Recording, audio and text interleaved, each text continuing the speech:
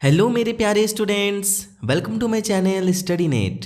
तो देखो यार, बहुत दिनों के बाद मैंने सोचा कि आप लोगों के लिए फिर से एक नोट्स वाली वीडियोस लाया जाए। इसलिए आज के इस पर्टिकुलर वीडियो में हम लोग रेस्पिरेशन इन प्लांट्स पढ़ने जा रहे हैं कि आखिर प्लांट्स किस तरीके से अपना रेस्पिरेशन करता है। तो ये वीडियो ज़्यादा लंबा नहीं होगा, मैं कोशिश करूँगा इसको शॉर्ट रखूँ। और साथ साथ में प्लांट्स के साथ साथ हम लोग यहाँ पे एनिमल्स के बारे भी पढ़ने वाले हैं। तो देखो, हमारा सबसे पहला क्या कहता है, डेट इज कि all parts of a plant, leaves, stem, roots perform respiration individually, whereas all parts of an animal perform respiration in a single unit. तो कहने का मतलब क्या है बच्चों, देखो यहाँ पे अगर मैं एक प्लांट की बात करूँ, जैसे कि इस पिक्चर में आप देख सकते हो, तो इस प्लांट के हमारे पास लीव एक पार्ट हो गया, फ्लावर एक पार्ट हो गया, स्टेम एक पार्ट हो गया, और फ्रूट एक पार्ट हो गया, रूट एक पार्ट हो गया। तो इतने सारे पार्ट्स को हम नहीं देखेंगे, हम यहाँ पे सिर्फ 3 चीज़ों को देखेंगे। अगर हम एक स्टेम की बात कर रहे हैं तो हम स्टेम को लेंगे, यहाँ पे हम रूट्स को लेंगे, और बेटा यहाँ पे हम लोग लेंगे लीव्स को।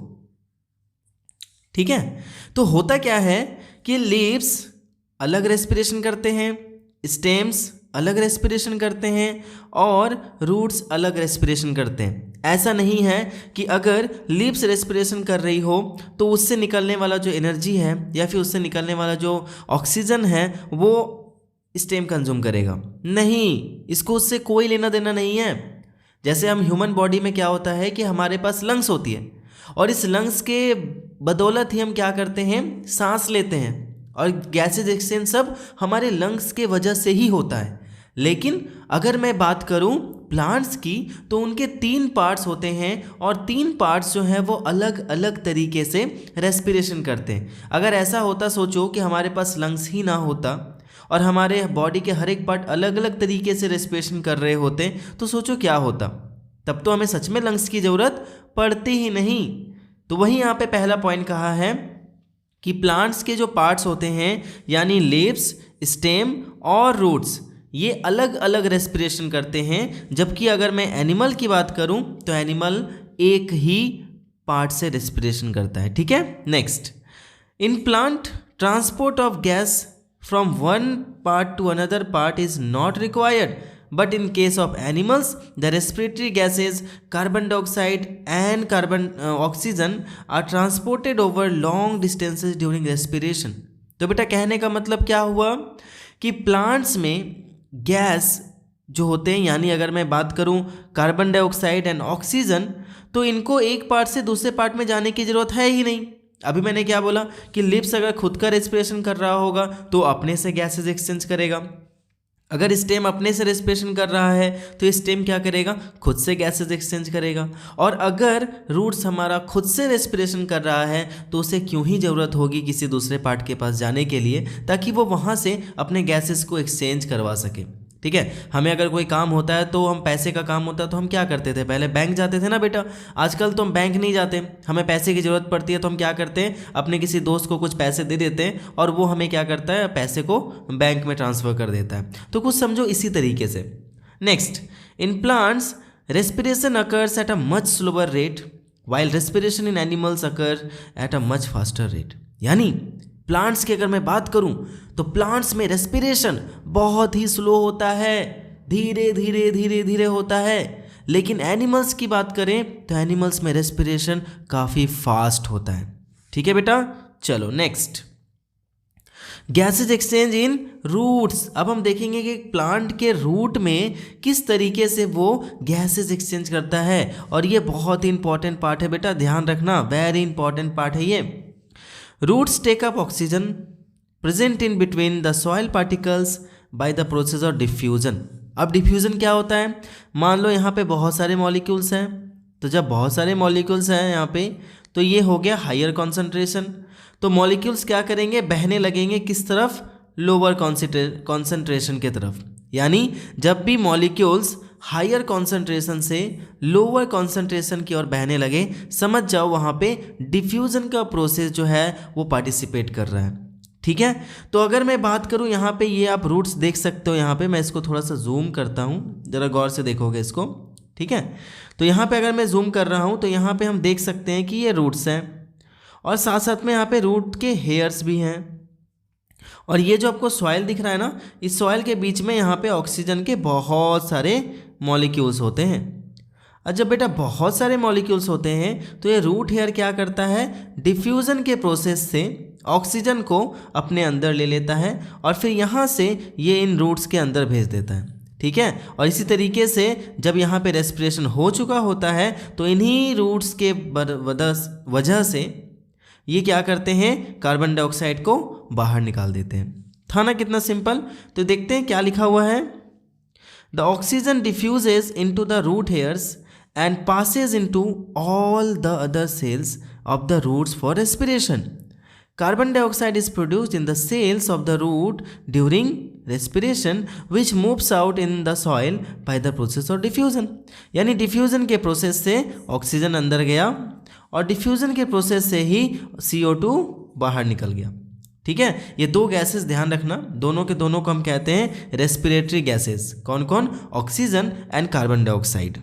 Next, it has been found that land plants die if their roots remain waterlogged for a considerable time.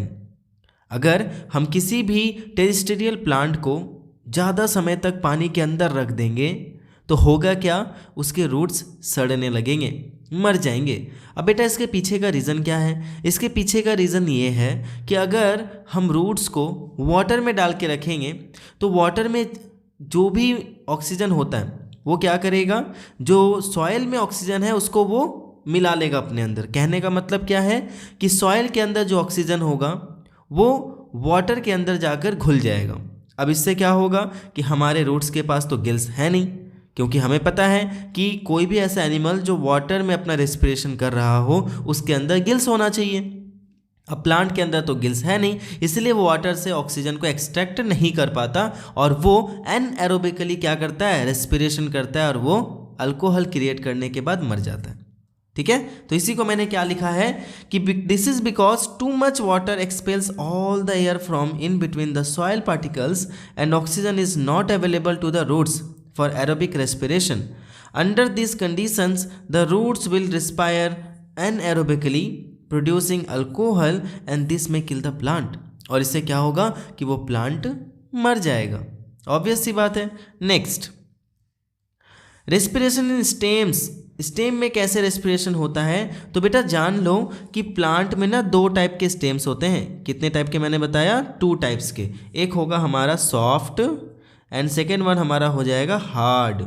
तो जितने भी सॉफ्ट वाले होते हैं वो किस तरीके से रेस्पिरेशन करते हैं, वो करते हैं हमारा थ्रू स्टोमाटा,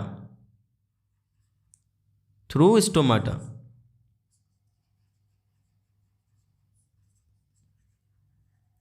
और जितने भी हार्ड स्टेम वाले होते हैं वो रेस्पिरेशन करते हैं थ्रू लेंटिसेल्स।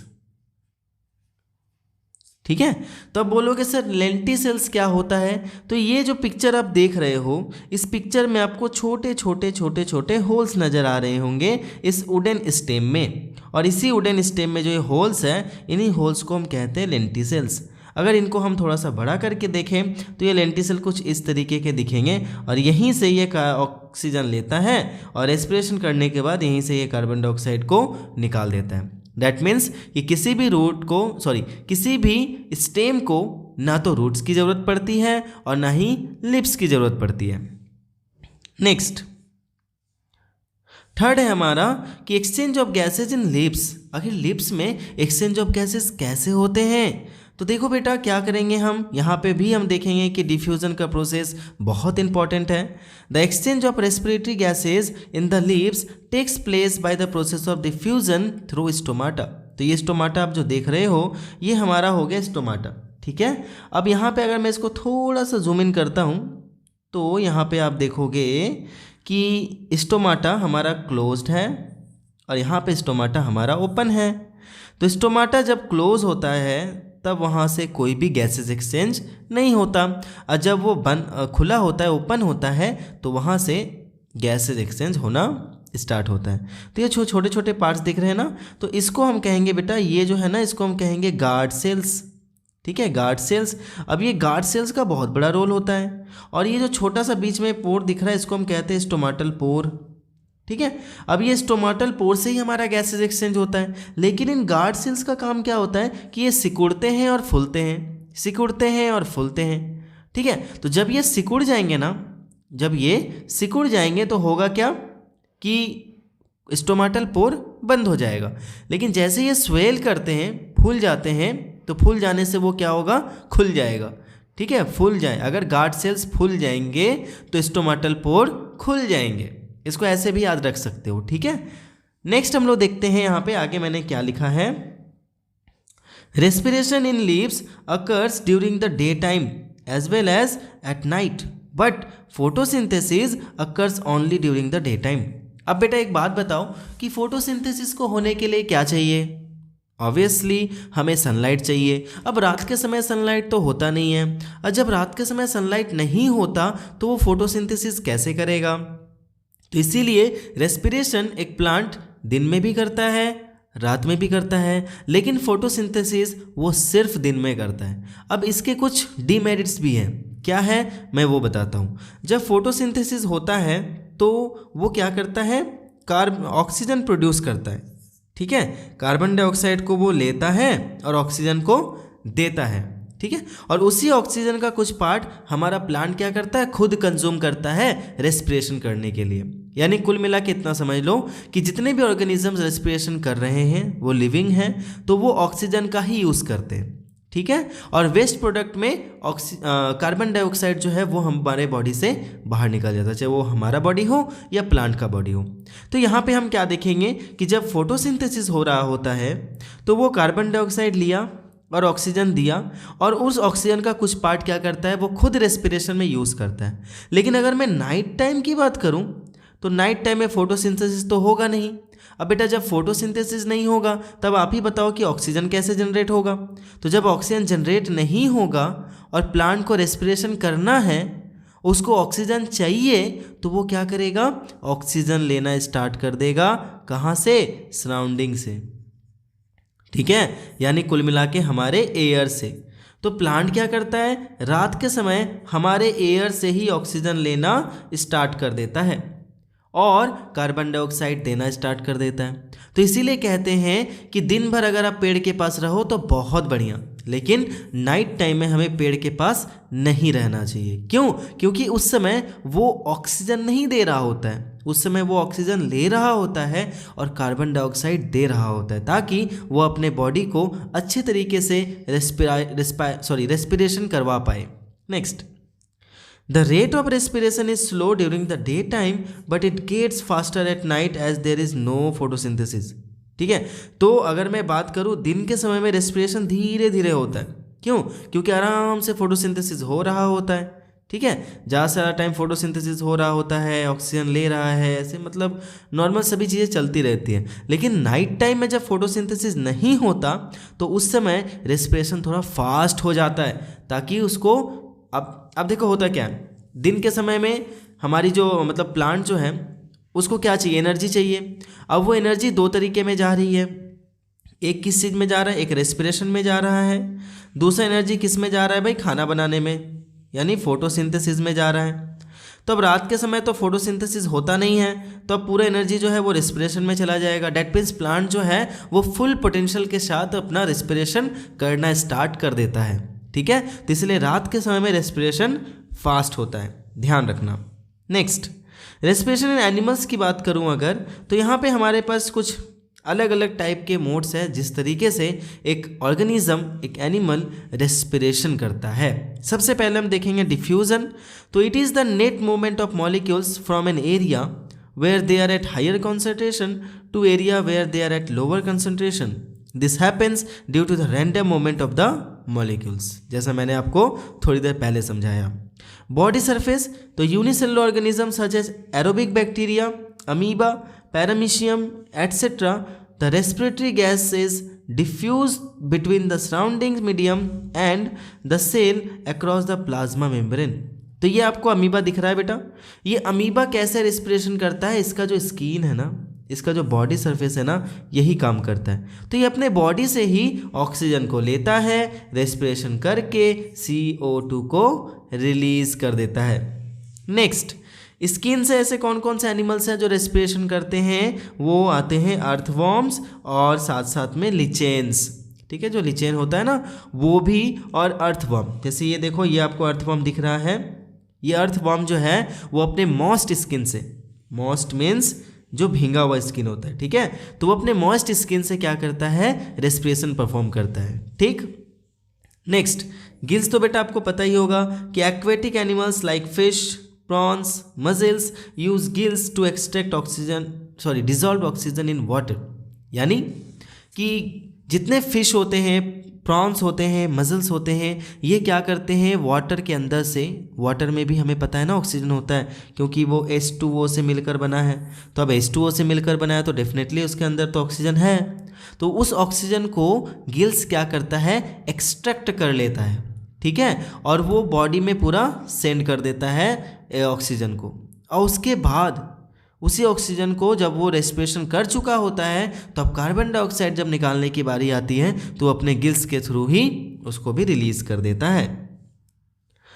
ह्यूमन की बात करें तो lungs, land animals such as humans, birds, lizards, dogs, frogs etcetera respire through the lungs. तो जितने भी यहाँ पे एनिमल्स आपको दिख रहे हैं, जितने मैमल्स होते हैं, ये सारे के सारे क्या करते हैं? लंग्स के थ्रू ही रेस्पिरेशन करते हैं।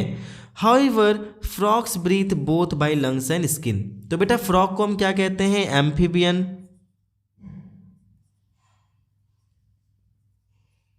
ठीक है, एम्फीबियंस। तो एम्फीबियंस किसको कहते हैं? ऐसे एनिमल्स जो लैंड में भी रहते हैं, वाटर में भी रहते हैं, दोनों में रहते हैं, उनको हम कहते हैं एम्फीबियंस। और हम सभी को पता है कि फ्रॉग्स के पास क्या होते हैं? गिल्स भी होते हैं और साथ साथ में उनके पास लंग्स भी होता है। जब वो लैंड पर रहे तब वो अपने लंग्स का यूज़ करे, और जब वो वाटर में रहे तो वो गिल्स का यूज़ करे।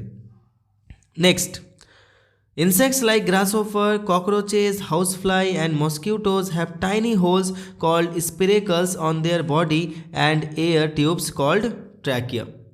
ठीक है, तो यहाँ पे हम देख सकते हैं ये एक ग्रासहोपर है और ग्रासहोपर के बॉडी में छोटे छोटे छोटे छोटे होल्स होते हैं और उन होल्स को हम कहते हैं स्पिरेकल्स। ठीक है, और इन स्पिरेकल्स के थ्रू भी वो क्या करते हैं? रेस्पिरेशन परफॉर्म करते हैं। साथ साथ में इनके बॉडी में एक ट्यूब होता है, एयर ट्यूब, जिनको हम कहते हैं ट्रैकिया। ठीक है, next, the breathing rate in aquatic animals is much faster than in terrestrial animals as the amount of dissolved oxygen in water is as low compare to the amount of oxygen in the air. यानी जो animals aquatic होते हैं, वो पानी में रहते हैं, वो क्या करते हैं? जल्दी जल्दी जल्दी जल्दी जल्दी जल्दी सांसें लेते हैं। इसके पीछे का रीज़न क्या होता है? क्योंकि एयर में काफ़ी मात्रा में ऑक्सीजन होता है, लेकिन वाटर में इतना ऑक्सीजन नहीं होता कि वो अपने बॉडी को ईजिली प्रोवाइड कर सके। इसीलिए वो ज़्यादा से ज़्यादा ऑक्सीजन को कंज्यूम करने के प्रयास में ज़्यादा से ज़्यादा ब्रीदिंग करते हैं। ठीक है, नेक्स्ट, रेस्पिरेशन अमीबा कैसे होता है? Amoeba, paramecium, planaria all breathe through their cell membrane. The volume of its body is so small that oxygen can quickly spread to the whole body by the process of diffusion. अब बेटा ऐसा क्यों है कि हम human जो है वो डिफ्यूजन के थ्रू रेस्पिरेशन नहीं कर सकते? ऐसा क्यों है? तो इसके पीछे का रीज़न ये है कि डिफ्यूज़न एक बहुत ही ज़्यादा स्लो प्रोसेस होता है और ऐसा कहा जाता है कि अगर ह्यूमन बॉडी में डिफ्यूज़न के थ्रू हम रेस्पिरेशन करने लगे तो हमारे लंग्स से हमारे टोज तक जाने के लिए एक ऑक्सीजन मॉलिक्यूल को 3 साल लगेंगे। कितना लगेगा? 3 साल। सोचो, ये हद से ज़्यादा स्लो है। स्लो नहीं, ये महा स्लो है। तो इस प्रोसेस से हम लार्ज मल्टीसेलुलर ऑर्गेनिज्म या फिर लार्ज बॉडी जहाँ पे ऑक्सीजन को बहुत लंबे दूरी तक पहुँचाना हो, वो ऑर्गेनिजम्स इसका यूज़ बिल्कुल नहीं करते। जो छोटे छोटे यूनिसेलुलर सिंगल सेल्ड एनिमल्स होते हैं वही क्या करते हैं? डिफ्यूजन के थ्रू रेस्पिरेशन करते हैं। तो diffusion is a very slow process and it is insufficient to meet the oxygen requirements of large multicellular organisms like humans because the volume of the human body is so big that oxygen cannot diffuse into all the cells of the human body quickly. Human body contains a respiratory pigment called hemoglobin. Very important, very important. Which carries oxygen from the lungs to all body cells very effectively. तो हमारे body में भाई ऐसा क्या है जो oxygen को एक पार्ट से दूसरे पार्ट तक पहुंचा देता है, एंड दैट इज क्या है, जल्दी बताओ बेटा, दैट इज हेमोग्लोबिन। हमारे आरबीसी में, हमारे रेड ब्लड सेल्स में क्या होते हैं, हेमोग्लोबिन होता है, और ये हेमोग्लोबिन ही क्या करता है, ऑक्सीजन को एक जगह से दूसरी जगह कैरी करके ले जाता है। नेक्स्ट देखते हैं, the fish has special organ for breathing called gills. ठीक है, तो जितने भी फिशेज होती हैं सारे फिशेज में गिल्स होती हैं। ठीक है, और गिल्स का काम मैंने आपको बता दिया। अब मैं थोड़ा सा यहाँ पे बता देता हूँ, हमारा जो लंग्स है वो लंग्स को इस तरीके से डिज़ाइन किया गया है ताकि हम ऑक्सीजन को ले सके, कहाँ से, एयर से। ठीक है, और जितने भी गिल्स होते हैं इन गिल्स को डिज़ाइन किया गया है कि वो ऑक्सीजन को ले, किससे, वाटर से। तो वाटर में जो डिज़ोल्व ऑक्सीजन होता है उस ऑक्सीजन को हम जो गिल्स होता है वो उसको ले लेता है। ठीक है, एक्सट्रैक्ट कर लेता है। दे आर कैपेबल, बट हम ह्यूमंस जो होते हैं वो इस चीज़ के लिए कैपेबल नहीं होते। इसीलिए अगर कोई फ़िश को अगर हम वाटर से बाहर निकालते हैं तो वो मर जाती है, और अगर हमें वाटर के अंदर डाल दिया जाए तो हम भी मर जाएंगे। ठीक है, तो यही सेम चीज़ यहाँ पे भी लिखा हुआ है कि when water passes over the gills they extract dissolve oxygen from water, the extracted oxygen is absorbed by the blood and carried to all parts of the fish. The carbon dioxide produced by respiration is brought back by the blood into the gills for expelling into the surrounding water. I hope कि ये सारी चीज़ें आपको समझ में आ गई होगी, और ये जो प्रेजेंटेशन मैंने बना रखा है ये भी आपको काफ़ी अच्छा लगा होगा।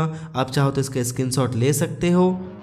काफ़ी मेहनत लगा इसको बनाने में, and thank you so much मेरे प्यारे बच्चों मेरे साथ इस वीडियो को देखने के लिए। और ऐसे कौन से टॉपिक पे कौन सा नोट्स चाहिए आपको, अब प्लीज़ नीचे कमेंट कर दो। I will try my best to provide you that note. मिलता हूँ अगले वीडियो में, तब तक के लिए everyone take care, be safe, keep learning and keep watching study note.